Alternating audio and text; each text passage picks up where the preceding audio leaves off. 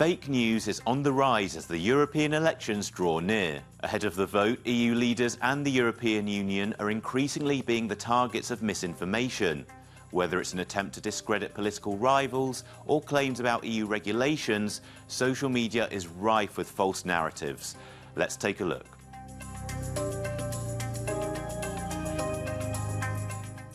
The dramatic shooting of Slovakia's Prime Minister Robert Fico has prompted swathes of politically motivated misinformation online. Social media users are claiming that this picture shows Fico's alleged attacker alongside Martin Šimečka, the father of the leader of the opposition party Progressive Slovakia. Slovakian media has identified the alleged shooter as self-described writer Juraj Sintula. However, the picture in the posts doesn't show Sintula and Šimečka together. The second man in the picture isn't Šimečka at all, and the photo itself comes from one of Sintula's book launches in 2019. Facebook itself has now labelled the post as false information. The attempted false association of the attack on Fico with his political rivals remains particularly dangerous ahead of the European elections. Across the border in Poland, Prime Minister Donald Tusk has been accused of attacking the notion of Polishness as an identity. A picture posted on TikTok claims that Tusk called Polishness an abnormality that comes to him with painful persistence. The Prime Minister did state those words,